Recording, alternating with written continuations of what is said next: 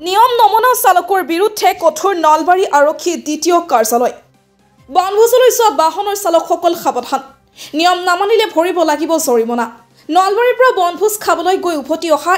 এখনকৈ বাহনত তালাচী চলাইছে যান-বাহন আৰক্ষী আৰু জিলা পৰিবহণ বিষয়া কাৰ্যালয়ৰ কৰ্মচাৰীয়ে বনভোজস্থলীৰ পৰা উভতি অহা বাহনসমূহৰ চালকসকলক ব্ৰেথ এনালাইজাৰত ফুৱাবলৈ দিছে যান-বাহন আৰক্ষী আৰু পৰিবহণ বিষয়া কাৰ্যালয়ৰ কৰ্মচাৰীয়ে জিলা পৰিবহণ বিষয়া কাৰ্যালয়ৰ বিষয়া কৰ্মচাৰী স্পষ্ট কথা সকলোৱে বনভোজলৈ যাওক ফূৰ্তি কৰক কিন্তু বাহন চলোৱাসকলক খুৰাৰ ৰাগিত মতলীয়া হ'বলৈ নিদিব অন্যথা জৰিমনা ভৰিব লাগিব আমি চালক এতিয়া আহ্বান জনাম তেওঁলোকে পিকনিক খাবলৈ গৈছে ফেমিলি লৈ গৈছে মানে পিকনিক চলিব লাগে চালকক তেওঁলোকে সজাগ কৰি ৰাখে মানে তেওঁলোকে মানে মাদক দ্ৰব্য মানে তেওঁলোকক সেৱন কৰিব নিদিয়ে এইখিনি মানে পিকনিক পাতি কিনে আমি সজাগ জনাম আৰু